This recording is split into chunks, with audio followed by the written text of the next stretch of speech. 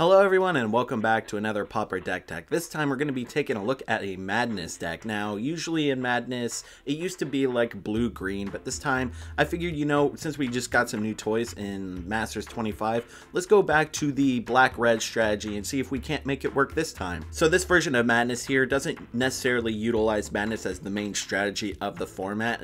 Yeah, there is a bunch of discard stuff in here, but we have other ways of closing out the game, and not only that, but we also have a way of getting our cards back from the graveyard in the form of Tortured Existence. So I like to nickname this card like Tortured Madness or something. I don't know, maybe. So since I just mentioned it, we'll just go ahead and start off with the 4 of Tortured Existence in here. It's a great Madness enabler and it helps us trade for cards in the graveyard that we may have pitched to Madness, but it just didn't work out in the long run or whatever. Or if they got rid of any of our win cons, we can always just fish them back and then Madness something out for extra value. So this card just kind of works out perfectly in our favor. We also have a playset of Putrid Imp in here, and this card is another discard outlet for us. And I mean, yeah, we can effectively use it as a win con if we get Threshold online. I mean, a 2/2 flyer that can't block isn't necessarily that good, but it's a free discard outlet. We don't have to invest any mana into it, and yeah, while it is susceptible to removal in terms of Pauper, this is pretty much as good as you're going to get. We also have a 1 of Stinkweed Imp in here, and it's a good flying blocker that like helps destroy like Delvers or anything like that, but mostly we want to be using it with our Tortured Existence. Yeah, it's only a fun of in here, but you know, being able to dredge once and be able to get some stuff in our yard to trade out for Tortured Existence and to enable Madness seems pretty decent. If I like it, I may go up in numbers, but for the meantime, just a 1 of Stinkweed seems to be fine. So for the first of our Madness creatures, we have a 4 of Bloodmad Vampire, and I mean, yeah, it does have 1 toughness, so it'll probably die to pretty much everything, but if we can get in for at least 1 point of damage, or like 1 combat, I meant to say, it'll be a 5/2, and then a 6/3, and so on and so forth. So if your opponent just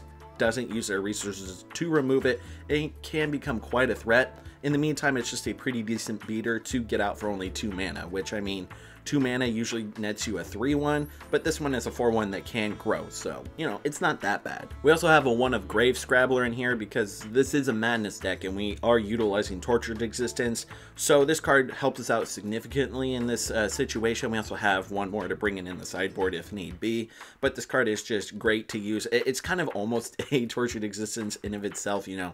We discard it, then we Madness it into play, and then we use its ability to get another creature back from the graveyard into play. And I mean, we don't even need Tortured Existence to turn this online because we just have to Madness it, but I don't know, it just feels like a 4th 1 of Tortured Existence, so it seems good enough in this deck. And for our final Madness creature, we have a 3 of Twins of Maurer Estate. Now, you could cast this for 5 if you want to, or I mean, you could do what the deck wants to do and cast it for 3, and a 3 mana 3/5, that's a pretty good deal considering that it won't get hit by Lightning Bolt, won't get hit by Flame Slash, or any other big burn spell. If they make a Roast a common, that'd be pretty sweet. But yeah, this will avoid any type of removal save for like specific creature targeted removal that doesn't say Doomblade, so the card seems pretty decent. I mean, we do have a higher land count to be able to hard cast this creature, but I mean, a 3/5 body just doesn't seem that bad. And to close out the game, we have a 2 of Gurmag Angler, and we're going to be filling up our graveyard pretty quickly, and if we can't get our Tortured Existence online and our cards are just sitting in the graveyard just being useless chaff, we can just exile them with Gurmag Angler here and just make a 5/5 and beat our opponent's face in that way. And for the final creature of the deck is actually a new addition for Masters 25, and that's Balduvian Horde. Now, a long time ago, this card was super hyped up. People thought that it was going to be absolutely fantastic. Turns out it didn't really do anything, and it eventually got bumped down into common, and I was trying to figure out ways of playing this card. It's a good top-end threat for Generator Red, for example, but I just did that deck tech. You know, I may visit it again in a year or so. But for now, I figured, hey, this helps enable Madness. Yeah, it is at random, but it's a Madness enabler nonetheless, and it's a 5-power creature in Pauper, so I decided to give it a shot in this archetype, along with another win con like Gurmag Angler, just to make sure that we're not all in on the Balduvian Horde plan. So, you know, I'm trying this card out. We're gonna see if it's any good. If not, oh well, we can just cut it out for like more Gurmag Angler or Twins of Maurer Estate or whatever. Starting off with our non-creature spells, we have a 4 of Faithless Looting in here, and this card, obviously, it's really good for our strategy because for 1 mana, draw 2, and then Madness up to 2 times. So this card seems fantastic. We get to flash it back. Thank God this card is a common because I would not be wanting to play something like Night's Whisper in this deck, or I was thinking of playing Delirium skins. I did include one copy, but if we didn't have something like Faithless Looting, I may have to increase the number of Delirium skins. I don't know, that card just seems Speaking of Delirium skins, we are playing a fun of in here, and yeah, I just talk shit on it, but this card seems decent, you know, being able to enable Madness 3 times for ourselves in a deck that wants to discard, that doesn't seem too bad, and also being able to rip our opponent pretty much of their entire hand seems good enough. If this card really is that conducive to this strategy, you probably may want to go up more in numbers, but for the meantime, I don't know, maybe we could go up more because we are playing Tortured Existence, so I don't know. This deck is kind of like in its alpha/beta stage, so if you find that this card is actually really good in the strategy, especially with Tortured Existence, probably play up to 4. Who knows? As far as removal is concerned, we have a 2 of Diabolic Edict, and you could play Chanter's Edict if you want, but that card is super expensive, and Diabolic Edict is hovering around 70 cents to $1 at any given point. So, you know, just go for that card instead, and it's also instant speed, so that may be more relevant in certain matchups. And yeah, this card is fantastic. We also have a 4 of Lightning Axe in here, and this card was originally a common in Time Spiral, I think it was originally printed.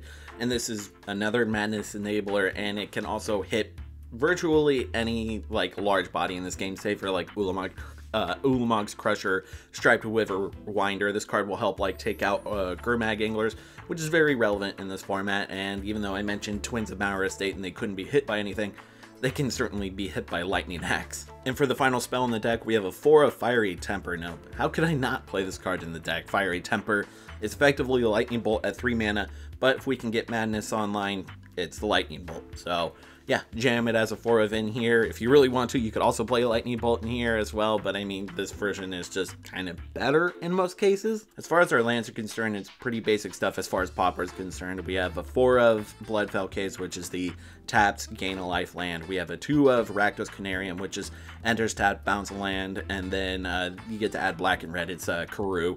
And then we have 10 swamps, and then finally we have 8 mountains. Starting off with our sideboard, we have a 3 of Electrickery in here, and you all know how I feel about Electrickery. It's way better than Shrivel, and we could play Shrivel in this deck, but why would we? We just play Electrickery instead. It's way more flexible, way better. We also have a 2 of Gorilla Shaman because, I don't know, maybe I just haven't paid attention to the MTGO prices in a while, but it's actually affordable. It's a $4 card as opposed to being a $40 card, which probably happened a long time ago and I just didn't fucking notice until now.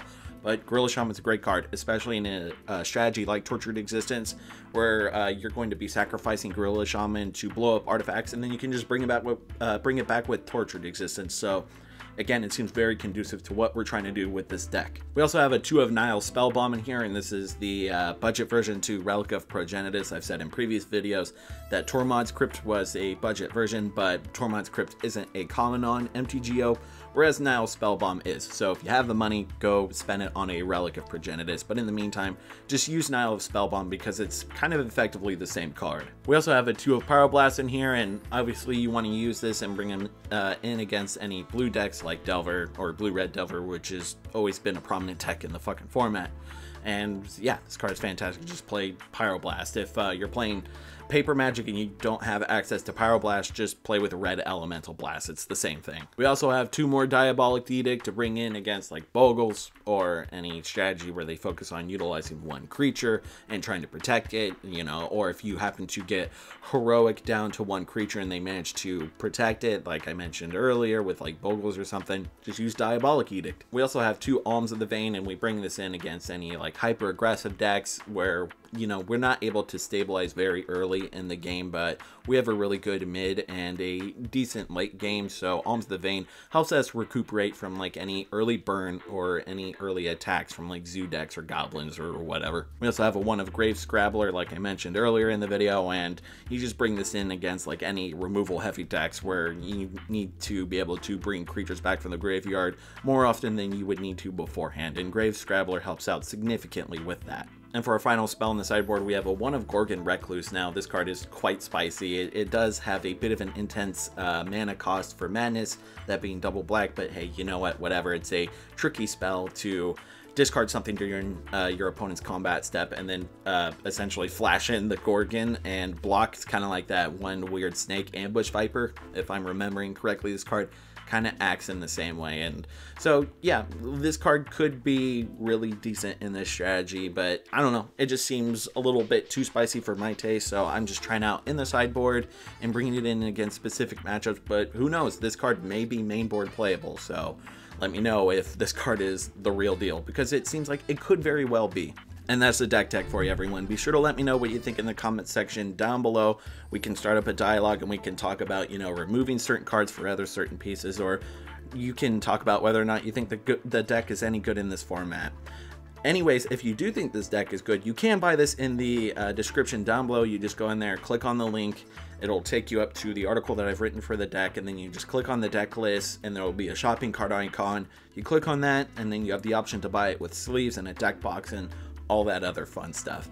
Anyways, my name's Tasty Snackies, and I'm with Rogue Deckbuilder, and you all have been wonderful, and I'll catch you on the flip side. Thanks for watching. Be sure to check out our playlist of Pauper content here, and also our other MTG videos here. Don't forget to subscribe and also hit that bell icon so you get notified every time we release content.